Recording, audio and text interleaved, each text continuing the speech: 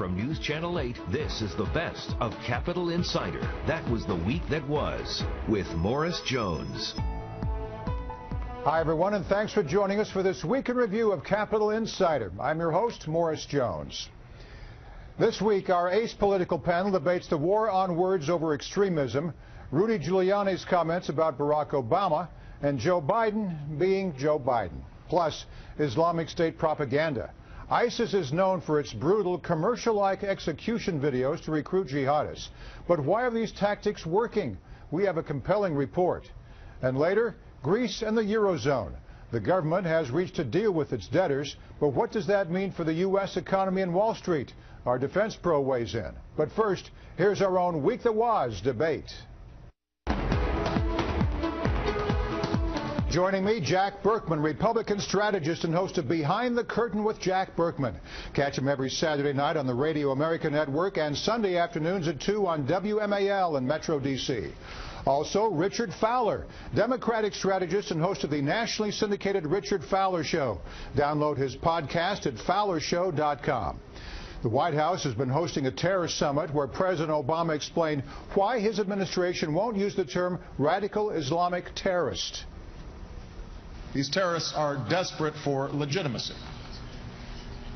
And all of us have a responsibility to refute the notion that groups like ISIL somehow represent Islam, because that is a falsehood that embraces the terrorist narrative.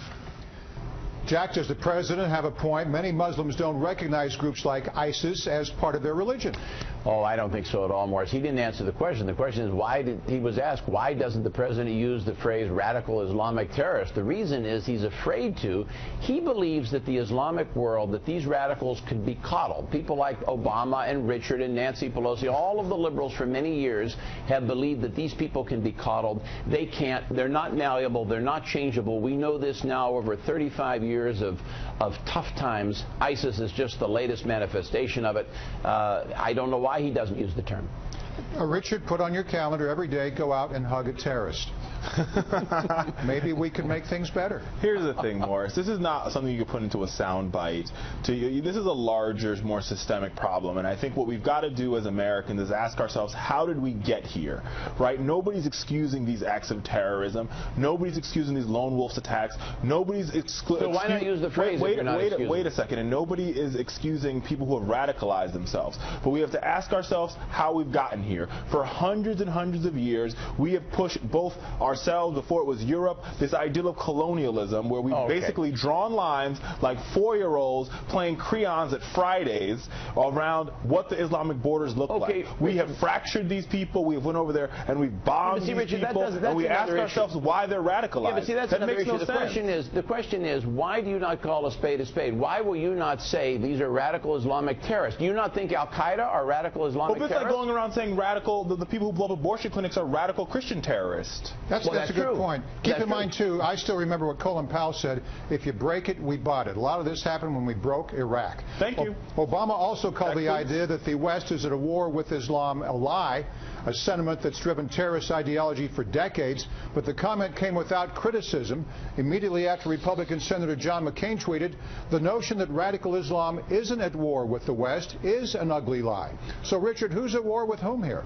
Here's the thing. There are a group of individuals who happen to be from the Islamic faith who are at war with Western civilization. You have to ask yourselves, because I think there's a provocation here, like my mom would say, it takes two to dance, it takes two to tango, right? We've created a powder keg in the Middle East. A recent UN report came out just a couple days ago that said that the amount of civilian deaths in Afghanistan this year alone was 10,000 civilian deaths, because George W. Bush and his buddies wanted to go over there and blow them up for no reason in particular. Now there is constant war and constant violence. This sounds like the Saudis who want to blame 9/11 on the United States. That's what I'm hearing from Richard. Let me tell you this. Here's the reality. Obama said that these small group of ISIL do not speak for 1 billion Muslims. He's right. But here's the reality. In the last 35 years, these 1 billion Muslims, the whole Muslim world, has become more and more radicalized. That is absurd to lump in the whole religion. Is incredibly deep. It's the same thing as saying, justify saying that all Christians are homophobic. But and that's all just not Christians true. aren't homophobic. Exactly, and that's what what you say. You justify the same thing. My point is, as a matter of fact, just because Muslims you happen not to be a Muslim does not mean you can go around making these, you're missing the point. Generalizations. False generalizations. It's not a question of making a generalization. What I'm saying, making a generalization. As a matter of fact, it's increasingly radicalized. I'm saying, as a matter of fact, that is the case if you study these billion Muslims from Indonesia to Morocco. That because every day people show up to the abortion clinic and protest with fetuses outside, that the Christian faith has become radicalized. All right, look, another statement that created a lot of controversy was State Department spokeswoman Marie Harf's comments on MSNBC. Listen. We cannot kill our way out of this war. We need, in the longer term, medium and longer term, to go after the root causes that leads people to join these groups, whether it's lack of opportunity for jobs. Well, we're not going to be able to stop that in our lifetime or 50 lifetimes. There's always going to be poor people. There's always going to be poor Muslims. And as long as there are poor Muslims, the trumpet's blowing. They'll join. Our Republicans had a field day with her statement, and it's since gone viral. Then Harf doubled down on her statement 24 hours later on CNN. Give young men in that vulnerable age group a different path in life. Show them that there's a different chance for them than joining a terrorist organization. Again, it's one part of it, Wolf, but this is a really comprehensive way of looking at how you combat extremism, and it's not one that fits into a soundbite sometimes, as I've seen over the last 24 hours, but it's a really important piece of this. All right, Jack, would more jobs and better education solve the terrorist problem? Sure, why not? Why don't we give economic aid to ISIS? Maybe that's what we need. We should start giving them foreign aid. Maybe Richard would support that. Look, here's the issue. ISIS is a deadly enemy because it's intractable. It's embedded in civilian populations. Obama is unwilling to attack these populations. He's afraid to take any kind of civilian casualties. What would you want him to do? Well, Richard, let's go back to what the State Department spokeswoman said. Do we need to make better economic conditions for them? Give ISIS a job. They have a job. They're harvesting human organs right now. Well, here's the thing. What should they do? I think when you talk about ISIS or ISIL and you talk about those who self-radicalize in the United States, I think you have to ask yourself the why question. How did we get here? And beyond how we get here, how do we win? And this is how we don't win by putting our men and women in harm's way. We don't win by bombing them to hell. How we win is by living American values. We're saying we're going to continue to live the same way we've lived before. And that's the mistake we made after 9/11, Morris. After 9/11, we signed the Patriot Act, Richard, and we destroyed our Constitution, and we destroyed our civil liberties, and we decided to engage in two unnecessary wars that got us here. We have to continue living as Americans with American values. The president has just dispatched 4,000 troops into the Mideast to combat ISIS. Do you not support that?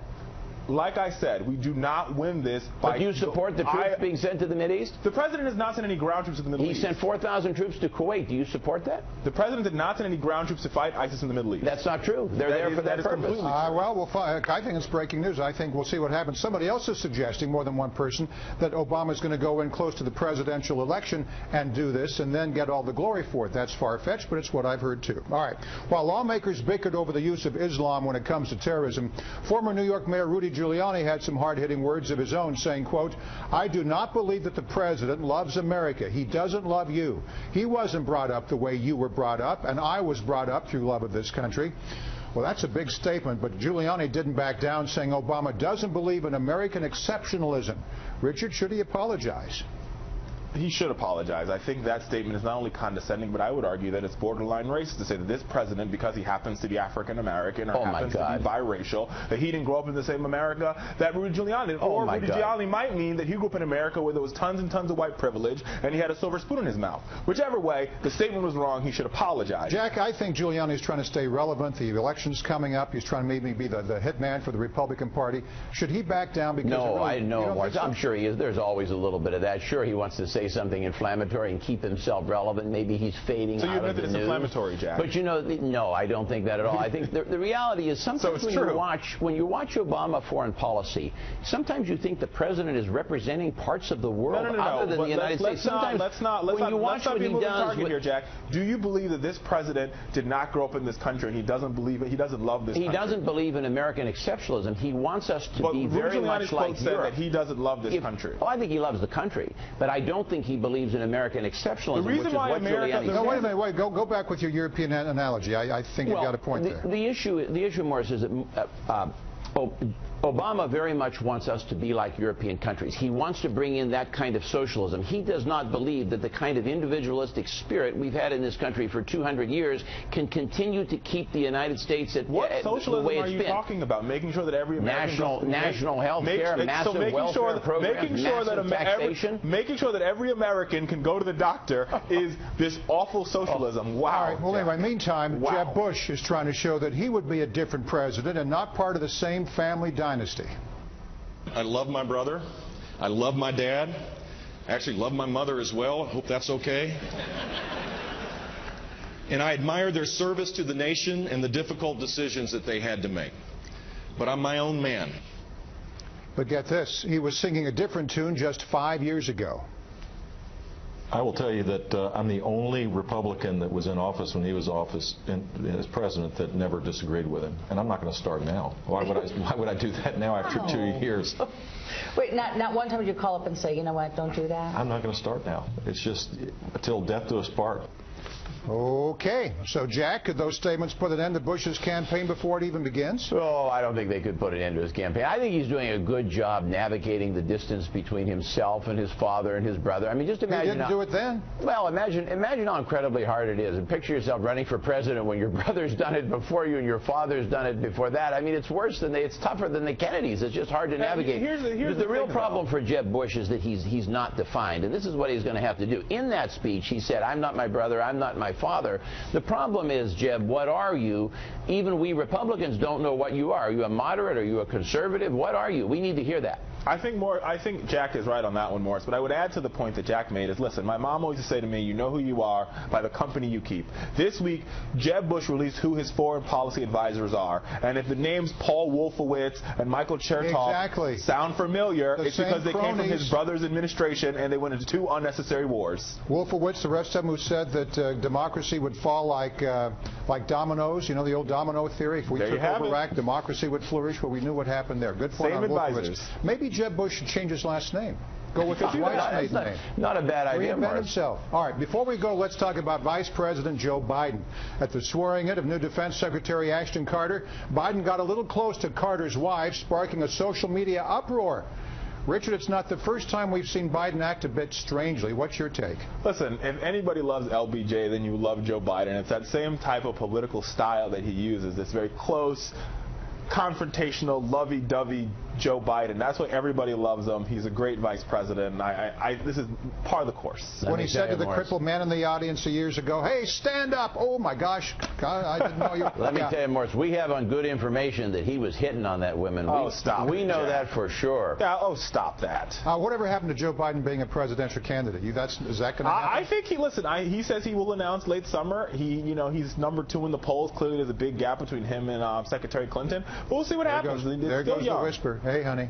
No, he was giving. I defer to Richard on that one. I couldn't even begin to opine on whether Biden would do it. I hope he does. It'll make it a lot more exciting. All right, Jack Berkman, Republican strategist, Richard Fowler, Democratic strategist, the best political panel on TV. Thanks to you both. Thank you, Morris. Thank you, Richard. We turn from politics to terrorism. Straight ahead on Capitol Insiders, that was the week that was. Regardless of what lawmakers on Capitol Hill want to call them, ISIS continues to gain followers from all over the world. How are they able to have such an impact on today's youth? We have an in-depth report next.